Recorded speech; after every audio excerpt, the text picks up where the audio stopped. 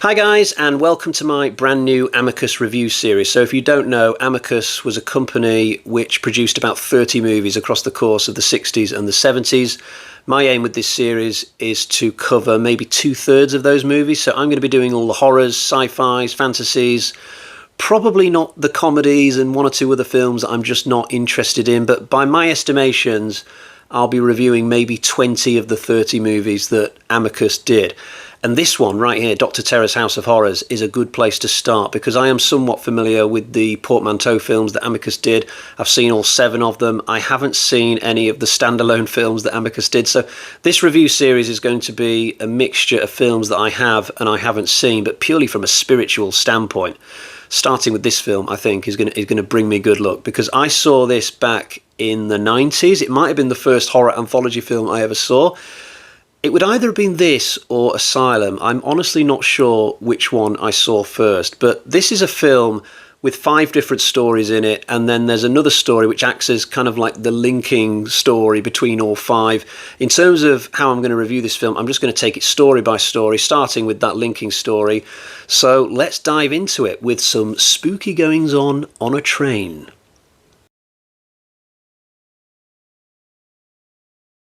We begin on a train carriage, and let me just quickly say, I love the train carriage in this. I've been riding trains in the UK for 40 years. I've never seen a train carriage like the one we get here. They should bring back this type of train carriage.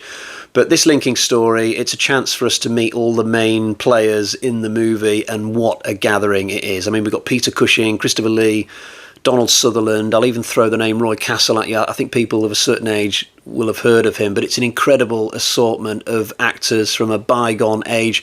Peter Cushing is basically playing the Grim Reaper here. We just don't know it yet. There will be spoilers in this review, by the way.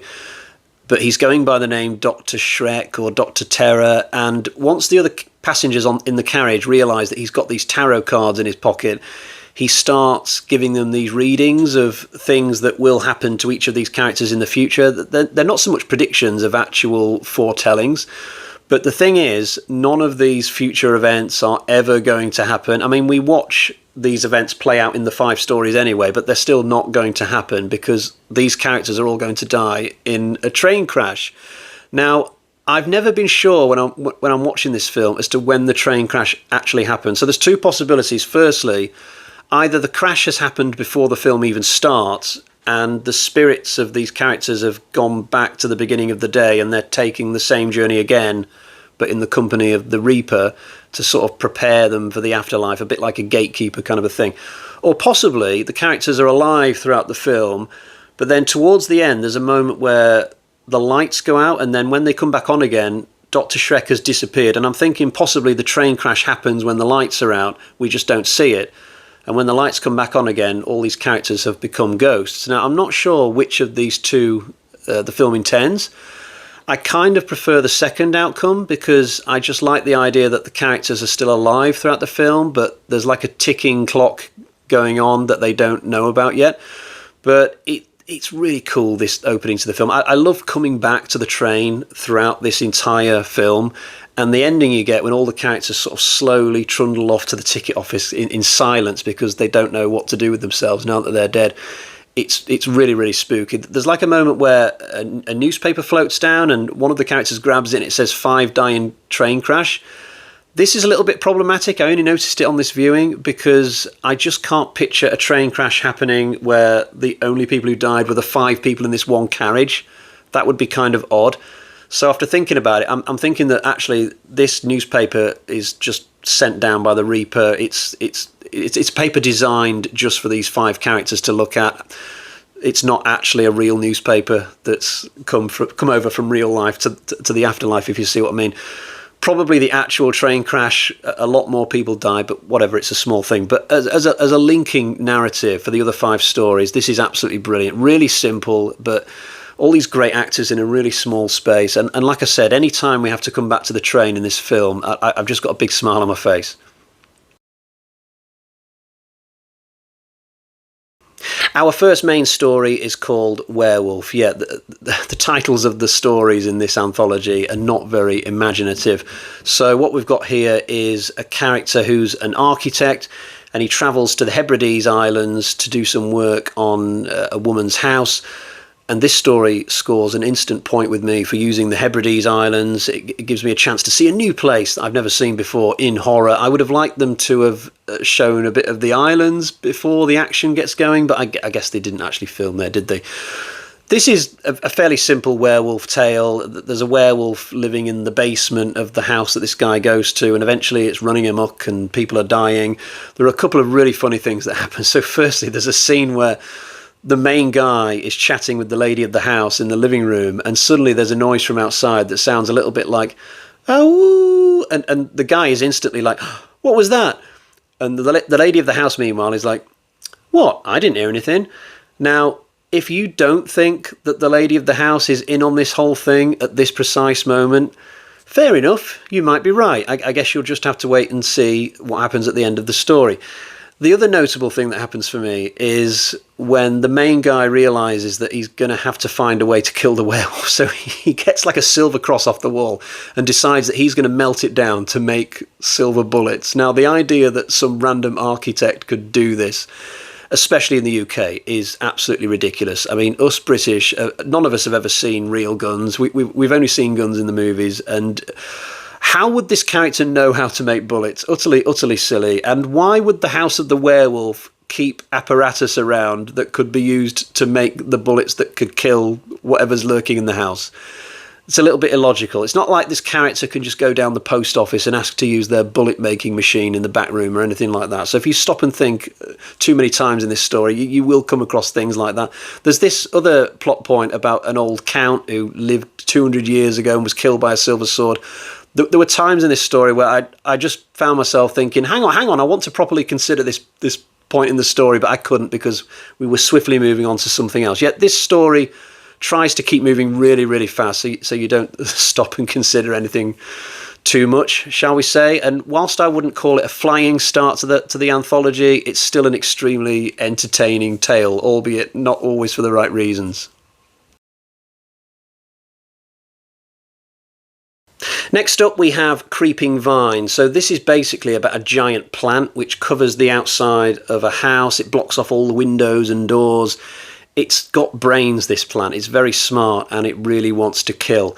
I found this concept absolutely brilliant. Like, the first thing I did after this segment was pause the movie before the next bit, go on Google and start looking up the names of fuller length features which might involve killer plants. So I came across something called The Day of the Triffids, which I definitely think I want to check out at some point. But if you can think of the names of any other films involving killer plants, please let me know in the comments, because watching this segment has just really given me an appetite for this type of horror.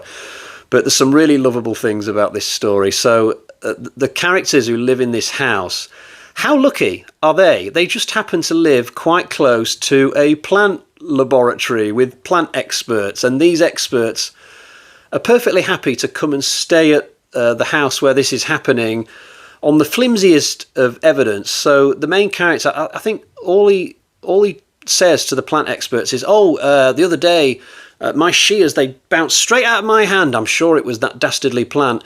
And just on the back of this, at least one plant expert is willing to move into their home, give up all of his time and study these plants.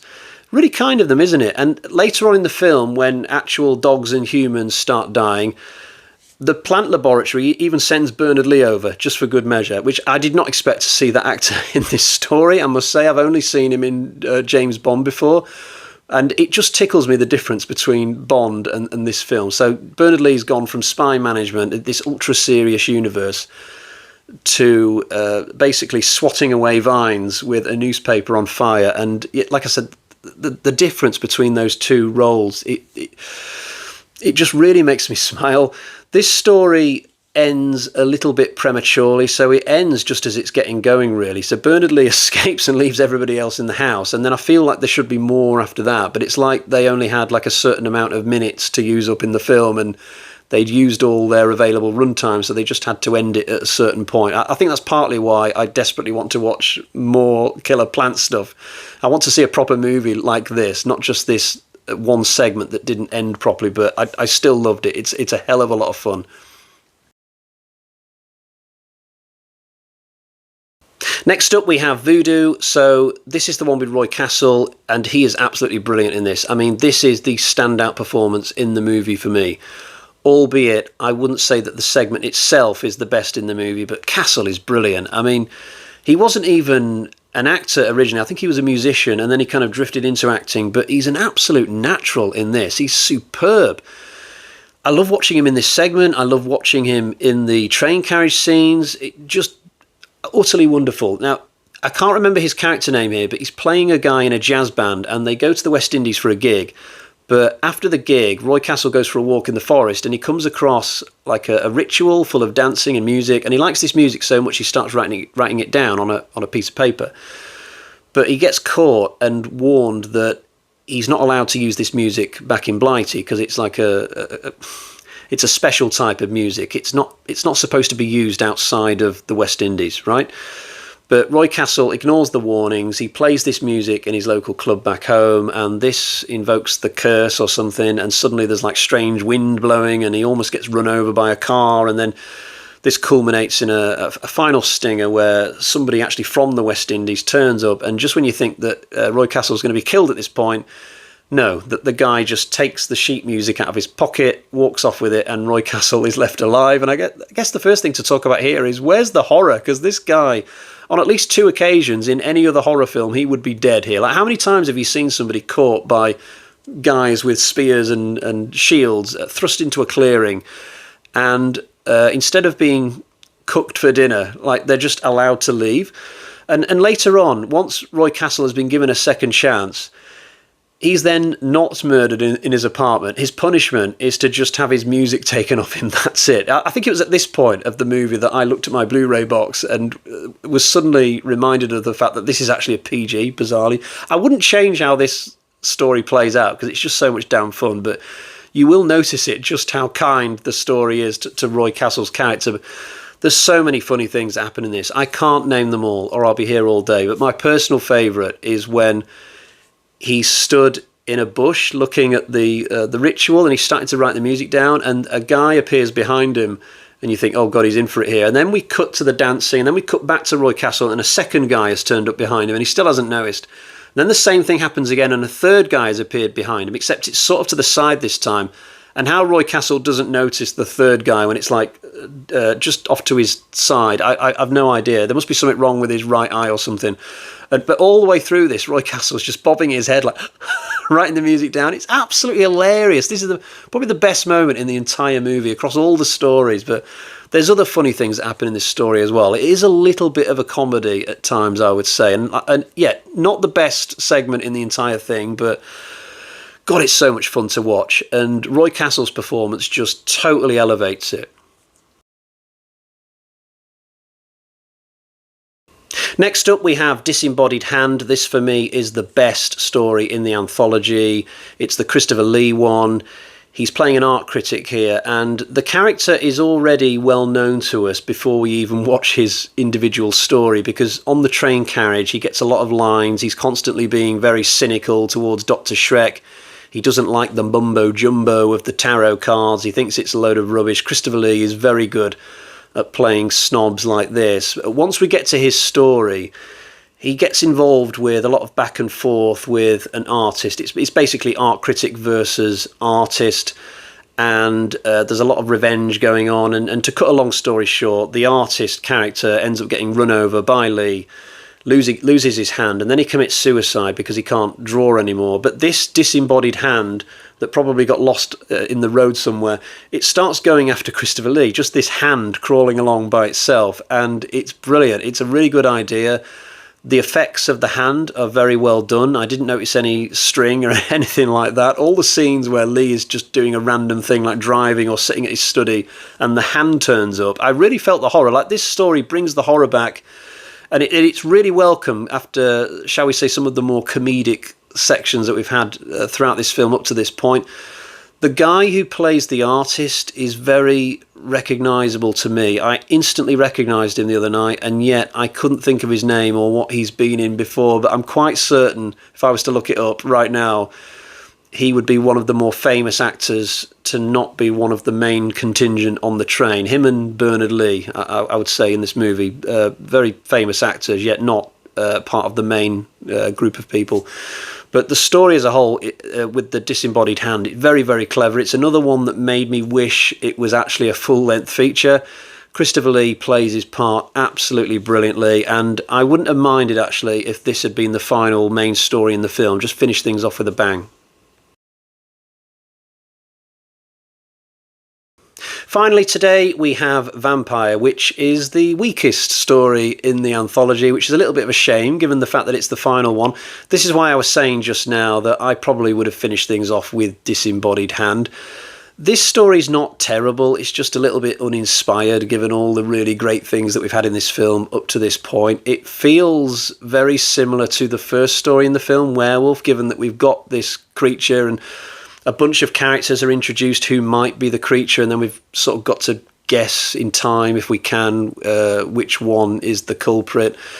And it could be more than one person, who knows. But this story, unlike Werewolf, doesn't really have a sense of place. The bat effects are pretty terrible. I mean, they are laughably bad, actually, and that definitely took away from my enjoyment of the story. And this isn't one of those situations where I can reasonably say, oh, but it was only the 1960s. No, I saw Kiss of the Vampire by Hammer quite recently. Not the first time I'd seen it, but I saw it recently, and that film had to do similar things with its bat effects and just does them a hell of a lot better, even though that film came out a good few years before this one did. But the story overall, it's just a little bit pedestrian. Donald Sutherland's fine, and, you know, like I said, it's okay. It's just that it's competing against a bunch of very, very good stories in this film and not entirely keeping up with the Joneses, shall we say. What I would have done if I was going to chisel away at Dr. Terror's House of Horrors, make it even better, I would have taken this final story out, and to make up the extra runtime, I would have expanded the first two stories, Creeping Vine and Werewolf, because I think those two stories could, even though they were really good, could have been fleshed out a little bit more. Creeping Vine needed more of a finale, and Werewolf just needed to slow down at points and just smell the roses a little bit. So I would have made this 4 main stories and just expanded the runtime a little bit. In terms of Donald Sutherland, though, I wouldn't have kicked him out of the movie altogether. I would have just moved him to the Creeping Vine story and had him be the main character in that. No, I'm not going to make changes that would get rid of Donald Sutherland. I mean, I'm not crazy, you know what I'm saying? Right, before we get to the Bag of Terror and do a score for this, let's show you the version of the film that I've got. Here is my Blu-ray of Dr. Terror's House of Horrors. I've had it quite a long time now. It's a very good copy of the movie, albeit there's a strange thing that happens during the voodoo section. So halfway through that, there's like this scratchy line that appears right in the middle of the screen, and it was there for like 20-30 seconds. Not long enough to really piss me off, but it's just something that I remember happening. Now, they did bring out a 4K for this quite recently, so there is that available. I don't see myself spending the £20-25 to upgrade from a Blu-ray to a 4K. I probably won't do that, not when this version of the film is fine for me. It's got a documentary on it which goes for about an hour. I think I watched that a few years ago when I last watched the movie. It was pretty good from what I can remember, but I didn't feel the need to watch it again this time. And there's also a trailer on the disc as well. Right, let's get to the Bag of Terror and see about that score.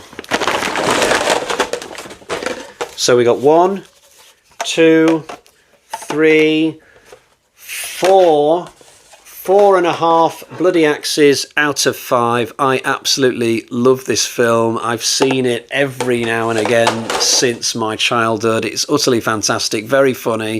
It's got great horror in it as well, and it wasn't too far away from getting a perfect score, in all honesty. But this is a great start to our Amicus review series, and I'll be back again very soon to cover a film called The Skull. So until next time, cheerio.